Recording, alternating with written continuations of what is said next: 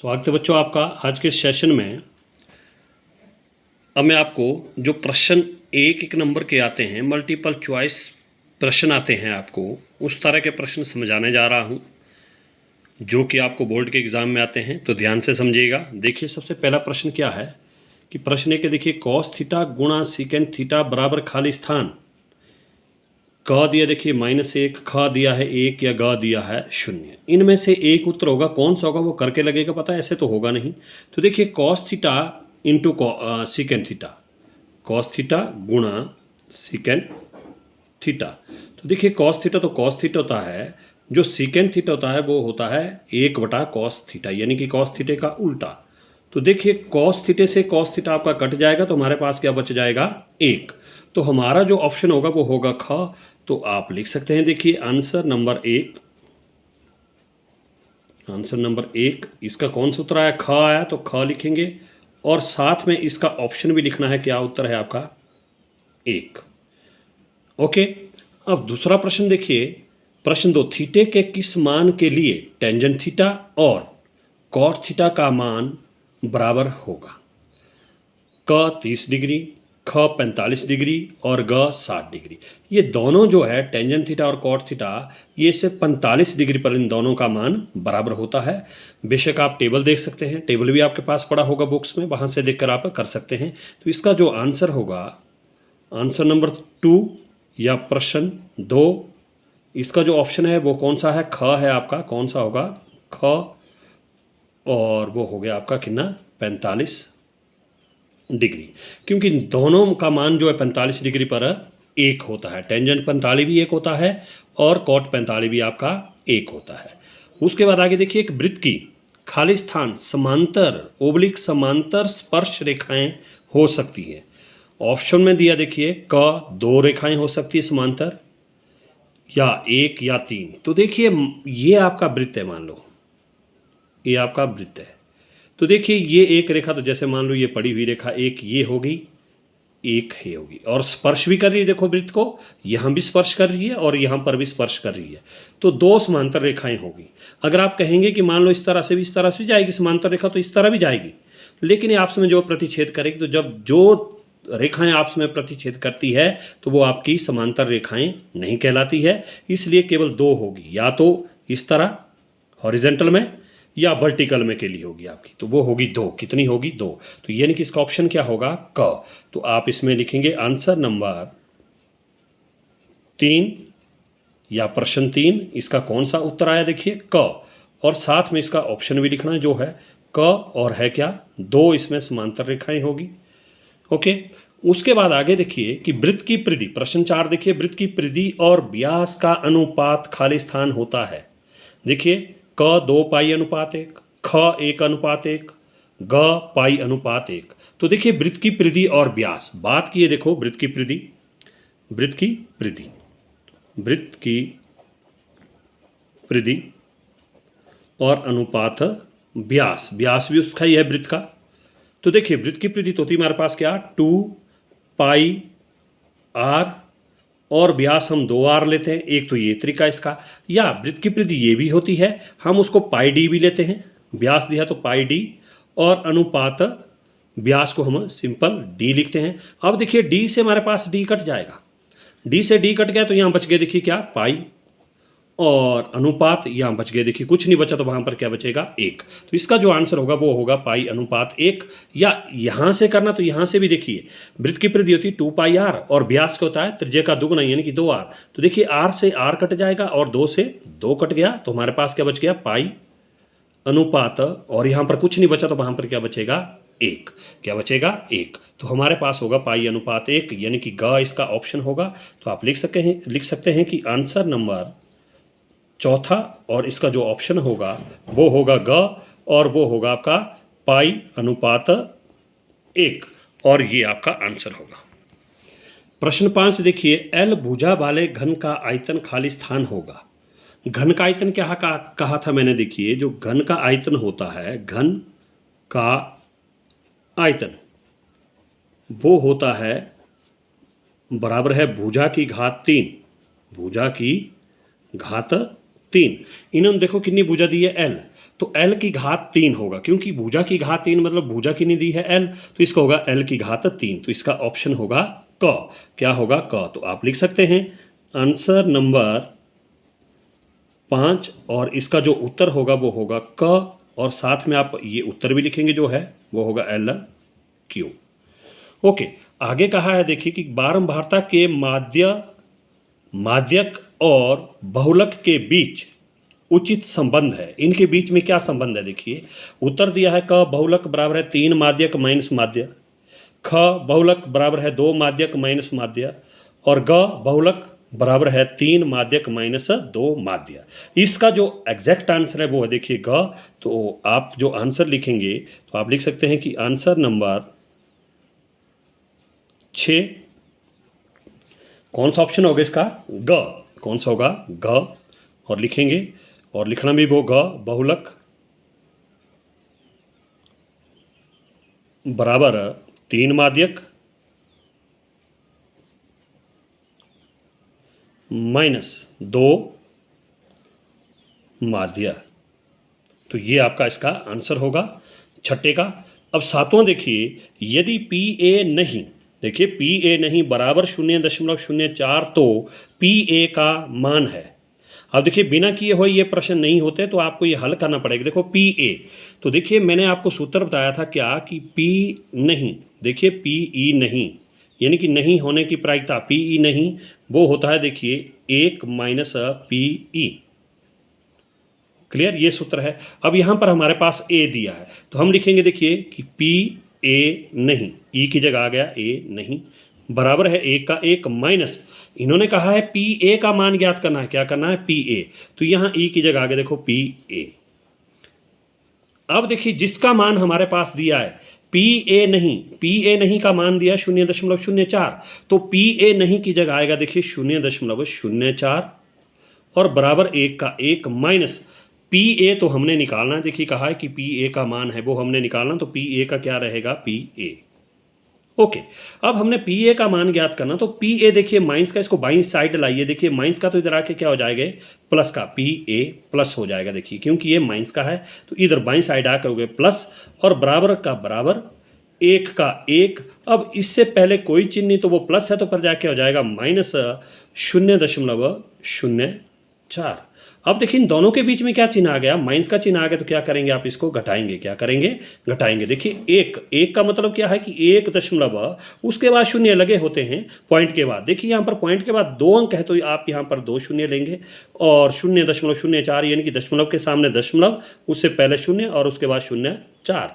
अब आप इसको घटाएंगे। देखिए शून्य से घटता नहीं, इसलिए ऐसे गई यहाँ 10, यहाँ से गई 10, 10 में 4 घटे 6, यहाँ रह गया देखिए 9, 9 में शून्य घटे 9, और पॉइंट का पॉइंट यहाँ रह गया शून्य का शून्य। तो ये आगे देखो हमारे पास 0.96। तो देखिए कौन सा आपका ऑप्शन हो सकता है? वो हो सकता है ख। देखिए 0.06। तो आप लिखेंगे कि आंसर नंबर 7 या प्रश्न नंबर 7, आंसर नंबर 7, तो आपका ऑप्शन जो होगा वो होगा ख, और आप लिखेंगे 0.96 और ये आपका इसका आंसर होगा। प्रश्न 8 देखिए, 1/टेंजेंट थीटा बराबर है खाली स्थान। तो 1/टेंजेंट थीटा कोसेकेंट थीटा होता है, या सेकेंड थीटा होता है, या कॉट थीटा होता है। तो देखिए ये कई तरीके से होता है। तो अगर कॉट का रिलेशन जो है टेंजेंट के साथ होता है तो इसलिए आप लिख सकते हैं कि 1/टेंजेंट थीटा जो होगा वो होगा कॉट थीटा। क्यों? देखिए जो कॉट थीटा होता है वो होता है टेंजेंट का उल्टा, यानी कि 1/टेंजेंट थीटा। कॉट थीटा तो 1/टेंजेंट, तो टेंजेंट क्या होगा? 1/कॉट, क्योंकि टेंजेंट अगर यहाँ जाएगा तो कॉट देखिए बटे में आएगा। क्रॉस मल्टीप्लाई अगर आप करेंगे देखिए टेंजेंट गुणा कॉट, देखिए हो जाएगा टेंजेंट थीटा गुणा कॉट थीटा बराबर है 1 गुणा 1, यानी कि 1 एकम 1। अब देखिए अगर आपने टेंजेंट का मान निकालना तो टेंजेंट रहेगा देखिए यहाँ टेंजेंट थीटा बराबर है 1 का 1, ये गुणा करने वाला कहाँ चले जाएगा? Cot theta. या सिंपल सा याद रखना, तो 1/टेंजेंट थीटा कॉट थीटा बराबर है 1/टेंजेंट थीटा। तो हमारे पास आएगा कॉट थीटा। तो आंसर नंबर 8 जो होगा, आंसर नंबर 8 या प्रश्न नंबर 8, उसका ऑप्शन हुआ आपका ग, और साथ में लिखेंगे आप क्या? Cot theta. उसके बाद साइन 45 डिग्री का मान है तो देखिए क एक, ख 1/√2, ग 1/2। देखो साइन शून्य होता है 0 डिग्री, 30 होता है 1/2, 45 होता है 1/√2। तो आप आंसर नंबर 9 जो लिखेंगे, आंसर नंबर 9, तो वो होगा आपका कौन सा, ख। क्या होगा वो, ख, और वो होगा 1/√2। ओके, अब आगे क्या देखिए कि एक वृत्त की त्रिज्या 14 सेंटीमीटर है। वृत्त की त्रिज्या को क्या लिखते हैं हम, आर बराबर है 14 सेंटीमीटर है। तो उसकी परिधि होगी, उसकी परिधि, वृत्त की परिधि का फॉर्मूला क्या होता है, देखिए वृत्त की परिधि होती है 2 पाई आर, या पाई डी भी होता है। देखिए 2 का 2, बीच में गुणा का चिन्ह, पाई की जगह देखिए 22/7 और गुणा आर की जगह 14। तो देखिए 7 एकम 7, 7 दूणे 14। हमारे पास बच गए देखिए 2 गुणा 22 गुणा 2। तो देखिए 22 दूणे 44 दूणे 88, 88 सेंटीमीटर आएगा। परिधि को हमेशा सेंटीमीटर लिखेंगे, सिंपल 88 सेंटीमीटर। जो आंसर नंबर 10 है, आंसर नंबर 10 इसका ऑप्शन जो होगा वो होगा हमारे पास ग, और वो होगा 88 सेंटीमीटर। अब आगे देखिए आर त्रिज्या आर दी है तथा एल तिर्यक ऊंचाई, यहाँ पर ऊंचाई होगा, लिखा नहीं गया है, यहाँ पर तिर्यक ऊंचाई होगा, तिर्यक ऊंचाई, यहाँ पर तिर्यक ऊंचाई होगा कि त्रिज्या आर तथा एल तिर्यक ऊंचाई वाले शंकु का वक्र पृष्ठीय क्षेत्रफल होगा। तो शंकु का वक्र पृष्ठीय क्षेत्रफल होता है पाई आर एल। क्या होता है, पाई आर एल। तो आपका इसका आंसर जो होगा 11वें का आंसर नंबर 11 उसका होगा, देखिए क्या ऑप्शन, ख, और वहाँ लिखेंगे आप पाई आर एल। और कुल वक्र पृष्ठीय क्षेत्रफल जो होता है शंकु का वो होता है pi R into R plus L. प्रश्न 12 देखिए साइन स्क्वायर थीटा जमा खाली स्थान बराबर है 1। ये रिलेशन मैं बता चुका हूँ आपको। देखिए साइन स्क्वायर थीटा जमा कॉस स्क्वायर थीटा जो होता है 1 होता है। साइन स्क्वायर थीटा जमा कॉस स्क्वायर थीटा बराबर है 1 होता है। तो यहाँ पर जो 12वें का आंसर आएगा, आंसर नंबर 12, इसका आंसर जो होगा वो होगा ख, और आप लिखेंगे यहाँ पर कॉस स्क्वायर थीटा। क्या आएगा, कॉस स्क्वायर थीटा। तो ये आपका इसका आंसर होगा। प्रश्न 13 देखिए माध्यक बराबर है एल जमा n/2 माइनस सी एफ बटा एफ गुणा खाली स्थान। तो देखिए इसमें क्या होता है, एल जमा n/2 माइनस सी एफ बटा एफ। देखिए एफ भी आ गया, सी एफ भी, एन भी, एल भी, तो इससे इसलिए क्या होगा इसका केवल एच। लेकिन बेहतर ऐसा होगा कि आपको सूत्र याद करना पड़ेगा कि माध्यक बराबर है एल जमा n/2 माइनस सी एफ बटा एफ गुणा एच होता है। इस खाली स्थान की जगह क्या आएगा, एच। तो आप लिखेंगे आंसर नंबर 13, आंसर नंबर 13 इसका कौन सा उत्तर, ग, और साथ में लिखना है एच। ओके, अब देखिए निम्नलिखित में से कौन सी संख्या किसी घटना की प्रायिकता नहीं हो सकती। देखो प्रायिकता क्या होती है, अनुकूल परिणामों की संख्या बटा संभाव्य परिणाम। तो देखिए 0.8, देखिए इसका मतलब क्या है कि आप लिख सकते हैं 8, इसका दशमलव उड़ाएंगे तो कितना आ जाएगा, 8/10, क्योंकि पॉइंट के बदले में एक अंक है, उसके बाद तो शून्य। देखिए 8 का 8, पॉइंट के बदले में 1 और 1 अंक है तो 1 शून्य, ये तो हो गया 8/10। ये ठीक आ रहा है। देखो ऊपर अनुकूल परिणामों की संख्या, नीचे संभाव्य परिणामों की संख्या, हमेशा नीचे जो बड़ी संख्या होगी। ख देखिए दूसरा है 9%, तो 9% को आप लिख सकते हैं, देखो 9% का मतलब बटा 100। ये भी आपकी प्रायिकता हो सकती है, क्योंकि अनुकूल में कम आएगा, संभाव्य में बटे में ज़्यादा आएगा आपके पास।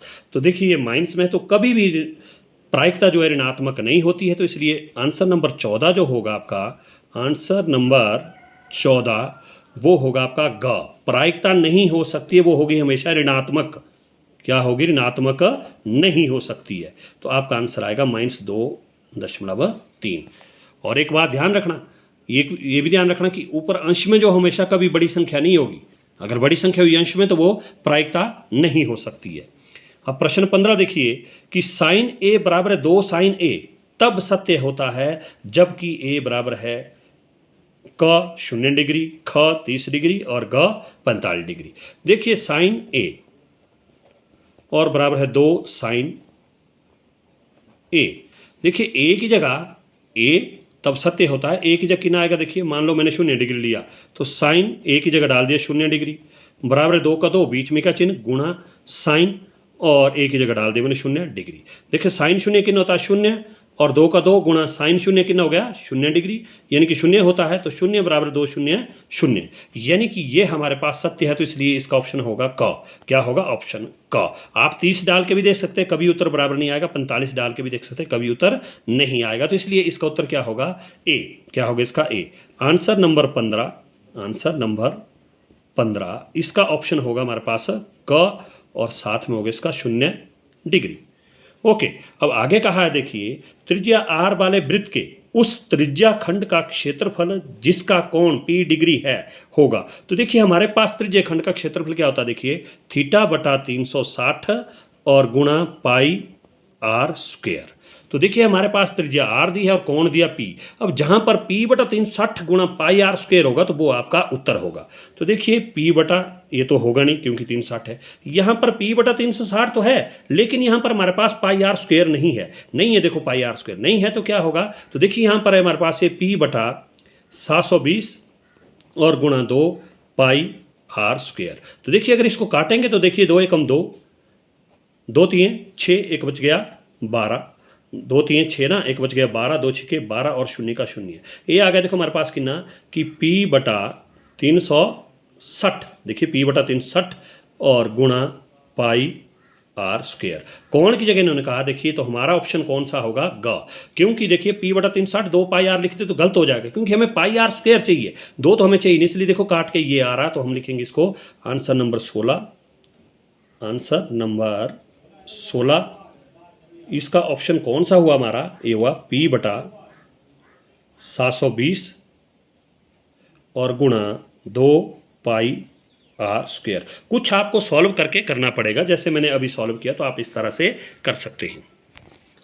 प्रश्न 17 देखिए कि घनाभ का आयतन क्या है यदि इसकी बीमाएं, बीमाएं मतलब लंबाई चौड़ाई और ऊंचाई, घनाभ का आयतन क्या है जिसकी बीमाएं 20 सेंटीमीटर गुणा 15 सेंटीमीटर गुणा 3.5 सेंटीमीटर हो, तो इसका आयतन, घनाभ का आयतन क्या होता है, लंबाई गुणा चौड़ाई गुणा ऊंचाई। देखो लंबाई ये है, चौड़ाई ये है, ऊंचाई ये है, तो हम आप इनको गुणा करेंगे। देखो डायरेक्ट तो हम लिखेंगे नहीं, तो 20 गुणा 15, देखिए 5 0 0 5 दूणे 10, फिर 1 0 0 1 दूणा 2, तो देखिए आगे हमारे पास 2 जब 1 300, फिर रहा गुणा करने को 3.5, दशमलव हम बाद में लगाएंगे, पहले हम गुणा करेंगे, चलो लगा के रख दो लेकिन बाद में लगाएंगे। 5 0 0 5 0 0 पंथिए 15, फिर देखिए 3 0 0 3 0 0 3 3 9, तो देखिए जोड़ो इनको 0 0 5 का 5 9 1 10।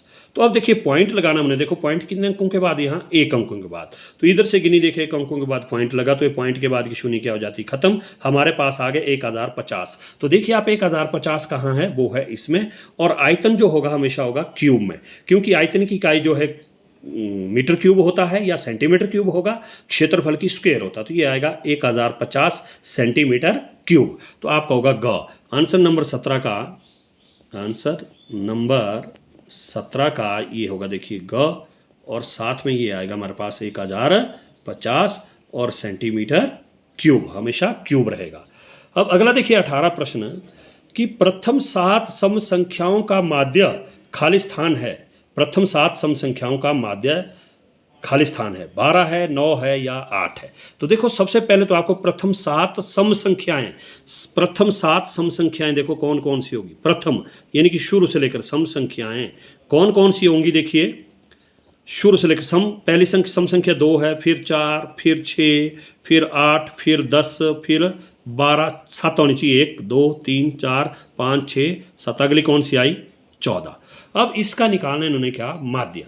माध्य क्या होता है, देखो प्रेक्षणों का योग बटा प्रेक्षणों की संख्या, यानी कि आप इन सब को जोड़ेंगे, यानी कि 2 जमा 4 जमा 6 जमा 8 जमा 10 जमा 12 जमा 14, और बटे में कितना होगा 7 है, तो 7 देखो 1 2 3 4 5 6 7 है, तो बटे में 7, तो देखिए जोड़िए इनको, 4 2 6 6 6 12 12 8 20 20 10 30 30, तो 12 कितना हो गया आपको, हो गया 42। और 42 जमा 14 कितना हो गया आपका 56। देखिए 14 बार हो गया 26, 26 10 36, 36 8 44, 44 6 50, 50 4 54 2 56, यानी कि हमारे पास आ गया देखिए 56 और बटा 7। ध्यान से जोड़ना है, फिर देखिए कटता तो काटिए, 7 एकम 7, 7 8 56, यानी कि हमारे पास कितना आ गया देखिए 8। कितना आ गया 8। तो 8 कौन सा ऑप्शन है देखिए ग। तो आप इसका उत्तर लिखेंगे, देखो आंसर नंबर 18 और इसका जो ऑप्शन है वो है देखिए ग और साथ में लिखेंगे आप 8। ओके। अब देखिए आगे कह रहा है कि एक पासे को एक बार फेंकने पर विषम संख्या प्राप्त होने की प्रायिकता है। पासे को फेंकना, देखो पासे में लिखे होते हैं हमारे पास अंक 1 2 3 4 5 6, ये होते हैं हमारे पास पासे में अंक। अब बात की ना, देखो विषम संख्या प्राप्त होने की प्रायिकता। विषम संख्या देखो कौन कौन सी है, 1 है 3 है और 5, यानी कि 1 3 5 कितनी हुई हमारे पास ये संख्याएं, ये हुई देखो 1 2 3 संख्याएं हुई। तो अनुकूल परिणामों की संख्या कितनी हुई हमारे पास 3 बटा संभाव्य परिणामों की संख्या कितनी होगी 1 2 3 4 5 6, संभाव्य में कुल आता है। अब आप इनको काटिए, देखो 3 एकम 3, 3 दूने 6, तो हमारे पास आ गया देखो 1 बटा 2। तो आप कौन सा ऑप्शन होगा हमारे पास, वो होगा ग। कौन सा होगा ग। तो आंसर नंबर 19, आंसर नंबर 19, तो आपका ऑप्शन होगा देखिए ग और साथ में लिखेंगे आप 1 बटा 2। अब देखिए लास्ट प्रश्न होगा आपका कि प्रश्न 20, 3 सेंटीमीटर त्रिज्या वाले, त्रिज्या मतलब आर बराबर कितनी है 3 सेंटीमीटर वाले अर्धगोले का आयतन। तो अर्धगोले का आयतन देखो, गोले का आयतन होता है 4/3 पाई आर क्यूब। अर्धगोले का आयतन, तो गोले का आयतन होता है 4/3 पाई आर क्यूब। तो अर्धगोले का होगा देखो आधा, आधा देखो 4/3 का आधा कितना होगा, बटे में 2 लगाएंगे तो 2 अंक इकट्ठे नहीं, इसलिए बटा 2, यानी कि 2 एकम 2, 2 दूने 4, यानी कि 2/3 होगा। इसका कितना होगा, गोले का अर्धगोले का आयतन क्या होगा 2/3 पाई आर क्यूब। अब देखो आपने वैल्यू पुट करनी, 2/3 का 2/3 गुणा पाई की जगह 22/7 और गुणा आर क्यूब।